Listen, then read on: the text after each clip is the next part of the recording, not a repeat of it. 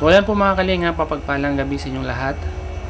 Isa na naman pong kababayan po natin ang lumapit sa atin para humingi ng kaunting tulong para sa kanyang kalagayan. Mga kalingap, ako po ay nagulat nung makita ko ang kanyang sitwasyon. Nakakawang tingnan, ngunit ang ating may tutulong sa kanyang pagdasal ng kanyang kalagayan. Mga kalingap, panahon po ako. So mga kalingap, pagpalang hapon po sa inyo lahat. Welcome po sa aking channel. Ngayon mga kalingap, andito po tayo ngayon sa bundok mga kalingap. Isa sa mga kababayan po natin ang humingi ng tulong dahil gusto niyang makauwi ng Pasig. Na-stroke po siya mga kalingap. Ang kanyang kabilang ulo ay wala na po kasi naoperahan po siya. So siya po ay nananawagan ngayon na matulungan po siya mga kalingap para makauwi sa kanila at makapag-therapy. So mga kalingap, tara samahan niyo po ako. Puntahan po natin ang kababayan po natin ito. Nakakahawa din po kanyang kalagayan dahil sa edad niyang 46, siya po ay stroke na at di na makatulong sa kanyang pamilya. Mga kalinga po, mataas po ang kanilang daan. Grabe. Papunta po sa bahay nila. Ulas pa. Kuya, magandang hapon kuya. Ay, magandang hapon din po.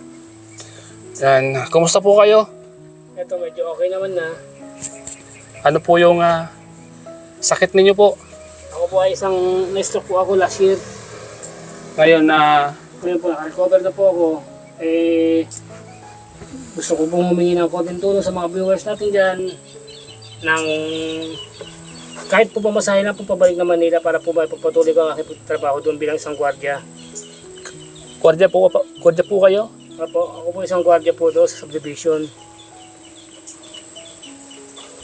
Paano po yan?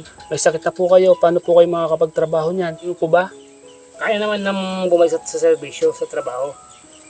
Ngayon, bahala na ang agency ko kung ako ibibigyan ng duty na mahirap o sa opisina na lang. Kaya ko naman ng tao kasi ako isang OIC rin. May posisyon ako, officer in charge ako. Paano po yan? Kayo po ay meron na bagang makalakad. Nakita ko po sa sitwasyon nyo parang sa pagtayo nga po ay nahirapan na po kayo. Paano po kayo makakapagtrabaho? Siguro po ang dapat mong gawin, so magpahinga ka na muna, magpa-therapy. Siguro kung magaling ka na po, siguro po ay saka na lang siguro ikaw ay magtrabaho, di ba?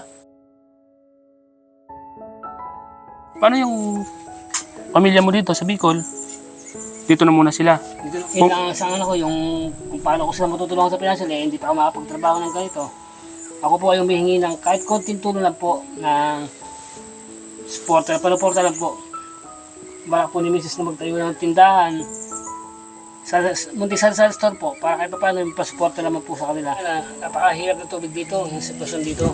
Ito ba, may bubon baga doon? May balon? Pag wala pong ulan, nauubos na din po ng pondo yung aming balon. Ang layo po, igiban. Mahirap naman naging kalagayan mo kuya, no? Ano nangyari na stroke po kayo? Naabuso ko yung katawan ko kasi nung ako medyo kalakasan, kain dito, only rice. Hindi ko lang iniisip na tapos trabaho, sasagad. Pag walang kapali, ay mayroong bilang isang gwardiya. Pag walang kapalitan, obligado akong dutyhan yung duty niya kasi mahirap naman na mapahiya sa kliyente dahil agency ako dadamay, agency mapapagalitan. Nabuso niya po yung katawan niyo? Nabuso yung katawan ko, nabuso yung ano. Ano ang payo mo sa mga katulad mong gwardiya? Sa mga katulad mong gwardiya dyan, hina tayo sa pagkain. Lalo sa mga matataba at sa kanin kasi mataas ang kolesterol niyan. Yan po ang naging kalagayan niyo. Wala po yung kabila kanyang ulo, ano? Ano po yan? Wala na. Ito, na-operahan ako kasi nung time na na-stroke ako, may dalawang ugat na pumutok nung nakita sa CT scan tsaka sa ano. Kaya, advice ng doktor na operahan. Inoperahan ka. Tinanggal po yung... Tinanggal lang ng konting bungo para makita yung dalawang ugat. Ano po yan kuya? Malambot po yan. Malambot na to, bumbunan na to. Huwag mo hawakan kuya, baka mabutas. Takot ako. Takot po ako, nanay. Opo, baka mabutas po baga. Ngayon kuya, paano ka ba makapagtrabaho kuya kung ganyan po ang sitwasyon nyo? Ang mas maganda po kuya, kaya ka lang muna no? Hintayin mo gumaling ka, lumakas ka para bumalik ka po sa dati. Sa ngayon po, huwag mong pilitin ang sarili mo kuya. Ano po kuya? Yun nga po, ganun lang po muna gagawin ko talaga. Papahinga po muna pag therapy para maka-recover. Totally 100% recover. Sa mga may mabubuting puso po dyan na viewers natin, konting tulong lang po pang suporta sa financial sa tindahan, gagawin tindahan ng aking partner ng biyanan ko. Para po pang araw-araw sila makukuha ng panggastos din. Saka sa'yo din po ano? Tsaka sa akin din, na kahit pa paano, nakakabili-bili ng gamot. Viewers po nakapanood po dyan. Ano nyo ko, sa sitwasyon namin ngayon dito, sitwasyon ko, gusto ko pong umuwi ng Manila. Ang problema lang po ay wala pong pamasahe. Tsaka yung konting may iwanan po dito sa bahay para po may pang dagdag po na naman si partner ko sa kanyang munting pagbibake ng cake. At sa mga bata rin na nag-aaral pa yung mga bata. So gano'n na lang po kuya, no? Sana may makapanood po sa ating vlog na ito at mabag po sa kalagayan niyo po, ano? Kasi ang sitwasyon niyo ay napakahirap din po pala. Kaya gaya ang ulo niyo, oh. Gaya mga kalinga po yung ulo niyo, oh. Nakakatakot po, awakan. Hindi ko po awakan yan. Nakakatakot. So, kuya, may ibibigay ko sa iyo. Sana pagpasensyahan mo to, kuya. Ha? Pandagdag na lang po, kuya. Sir, salamat sir. Okay. Okay. Paano makakabili ng Oo. pangkain? May isa ka na dyan, kuya. Andun po kayo. Siyempre, may po kayo ng tulong. Masakit naman sa aking kalooban kung iwanan ko lang kayo basta-basta na hindi kayo naabutan, di ba po ba? Ang tulong ngayon to, kapatid. Yan. Hayaan mo at pag may mga tumulong sa'yo, yan, ibibigay ko sa'yo, ha. Yan, kung may magpaabot, malay mo may mga kababayan tayong na nakapanood sa vlog natin at tumulong sa inyo, ha? Ano po? Sige kuya, basta payo ko lang sa'yo, ingatan mo na lang yung sarili mo. Magpahinga ka, pagdating mo sa Manila, magpa-therapy ka.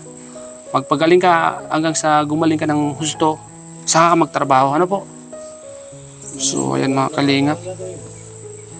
Kasi mahirap baga ang sitwasyon mo. Kita mo ang hirap baga, nahirapan ka baga. Dito ka, malaglag ka dyan. Dito ka punta sa loob.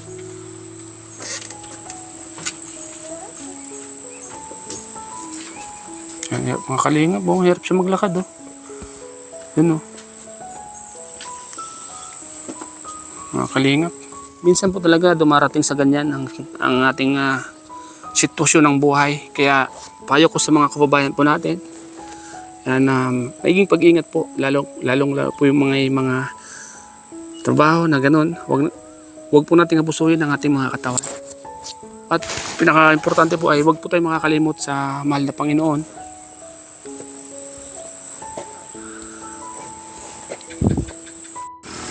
Sa mga viewers po natin na nakakapanood po ng vlog na to ngayon ni Kuya, maraming salamat po. At ang payo ko nga po sa mga kapwa kong gwardiya dyan, bawas-bawas po tayo sa pagpupuyat sa kanin, sa mga matatabang mga pagkain. Ingat-ingat po tayo, ingatan po natin ang katawan natin kasi ang hirap po ng kalagayan na ganitong stroke ang maging sakit mo. Mag-ingat sila, ano kuya? Ingat-ingat po tayo, lalo-lalo yung mga pusado dyan, mga may bisyo.